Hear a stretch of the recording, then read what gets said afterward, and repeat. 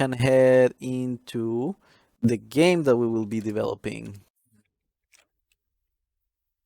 So this game that we will be doing throughout this course, and of course it's not finished. We need to complete this game, but basically this is what you will be having. It's a 2D game that you can completely expand. This is just like one part of a level. You will be able to move your character using the arrow keys. He will be able to walk. He is able to jump, right, and he's able to attack. You will have some health. You will have some enemies. You will have some platforms. You will be able to fall, and you will be able to respawn in your like checkpoints. And the enemies are able to like attack you and deduct some life from you, and you will be able to attack those enemies and try and to kill them without them killing you, so they will die, and keep moving to your next level. Of course, this is just the beginning. We will like improve maybe the UI as well, and depending on how time goes, we will add way more features. But you will know the basics. Like this is what Unity, like what I call the basics you need to make another game. I will teach you the logic on how things work on Unity, on how you can make a player like walk and move into in the world, and how to interact with things.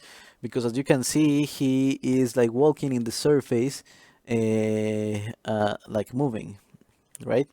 Okay, so now that we have that, let's jump into Unity. So this is Unity. I'm not gonna explain you right now anything about it, because I wanna leave that for the next session. But today what we are gonna do is I wanna show you guys some of the Git like powerful tools that we have. So we have this project here, and it's in the state that we just saw it in this in the website.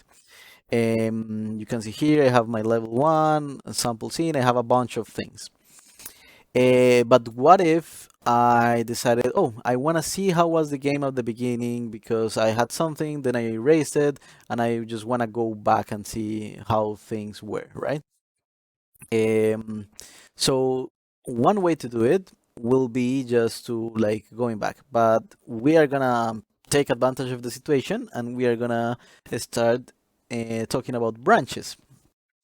So if we go here and we say, I want to go to the very beginning, like somewhere around here, to see what happened, I'm gonna create a branch. So I'm gonna go ahead and right click, and then create branch here. I'm gonna call this testing, and this will create a local testing branch in my computer. As you can see, it's not in the remote. I could make it appear there. Like if I know this is a branch that I want all to be up there, I can do it. But for this example, I only need it like to be local. Once I do that, what Git has done is he has basically rolled back all these commits, and I'm just here. So this branch, it only knows about this commit, these 3 commits. So if I go to my folder, things have changed a lot. You can see here we have missed a bunch of things. And if I go to Unity, this is something that it has been great. That before it was a little bit buggy, I will say, but once I open it, like right now it's not open, he doesn't know the changes. But once I like focus on it, he will like reload everything and it will show me how it was before. So you see, it's holding blah blah blah blah blah. It's compiling all the scripts because we have basically destroyed for Unity all the changes we have made. So it's gonna be a pretty big rollback in time. And it's kind of like, yeah, Back to the Future, going back to see how things were in a time. I recommend, once you're like, if you're doing this, try not to do it with Unity open, just in case. For the most part, it will work, as you can see here. I'm gonna just go here and say do not save. Um, it just worked fine. You see, my level 1 doesn't exist anymore. He doesn't know it. He doesn't know about it right now, and a bunch of folders that I created before are gone. Yes, that's how it works. It's completely gone. So this is how my game looked like at the very beginning. We just have like some blocks as the level and our player. Um, and this is how our branch, our test branch looks like, because we remove everything.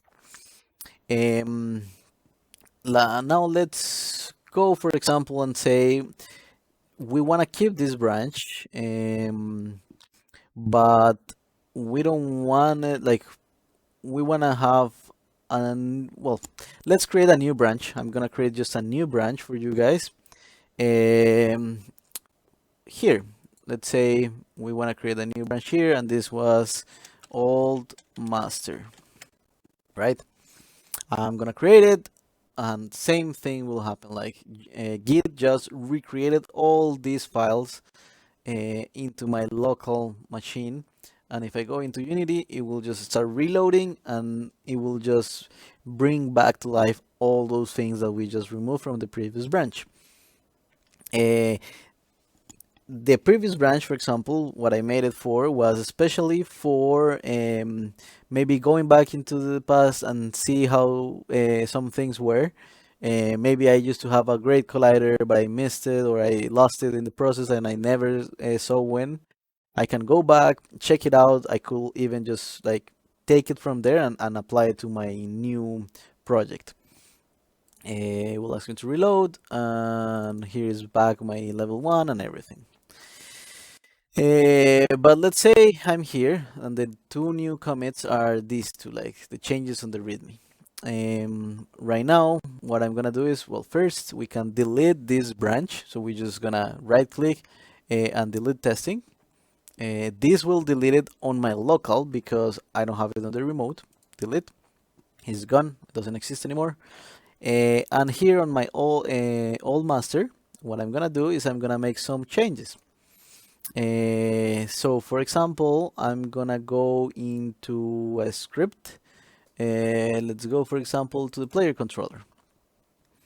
By the way, yeah, for Unity, you can use any ID to like for your code. I like a lot Visual Studio. I'm also gonna be making some other like tutorials and courses about how to use Visual Studio properly, because it has way too many tools that you might not be aware of, especially for example how to debug your code. For those one doesn't know the term, sometimes you have some troublesome bugs in your code, right? And you don't really know what's going on. You don't know what's happening or why is it breaking, why it doesn't go through. Uh, well, the best way is to debug it. You can do it in the old-fashioned way, which is basically adding some text, basically, on your code, so it will print into the console. Mm, I'm trying just to use some words that are more understandable, but basically, in that way, you can like troubleshoot what's going on. But the idea with Visual Studio, or it's not only Visual Studio, but I like it because it's pretty powerful for that, is that you can do some breakpoints that will let you to basically stop your code in a certain point to check what's happening. And that's amazing. Like that's so good. It will help you so much when you are working with your code, because how code works is you have these lines of codes, right? And the computer just reads them like too fast. Everything will happen in every frame, basically.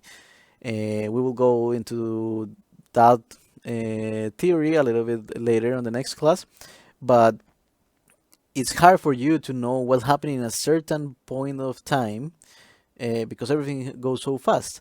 So being able to stop the code, see what's going on, what are your variables, what is happening, it's very powerful. But well, we are here in our Visual Studio. You can also use Visual Code if you prefer so. Visual Studio also is licensed, so you will have you can use Visual Studio Community, which is free for use if you are not professionally using it or things like that.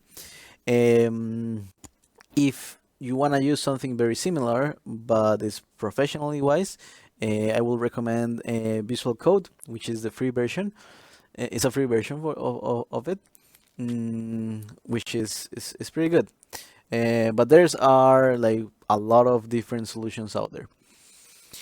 Okay, so if we're here, and I will say I wanna add here, for example, mm, just a variable.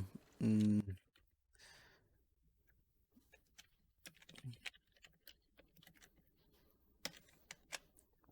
Once I add this, as we saw it before, it will be shown here that I changed my player controller and I added that line.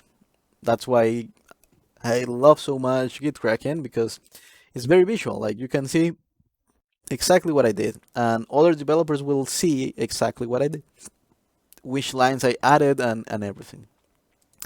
But the good thing here is once you are here, you can see my old branch. It kind of starts diverging from the master branch. This is because I created something in the past and there's some comments in the future, basically, right? And they are not matching, basically. That's why they are called branches, because you start like branching your project into different versions of it. So let's say I want to keep that change, so I'm gonna stage it, and I'm gonna say this is just a test on the old branch.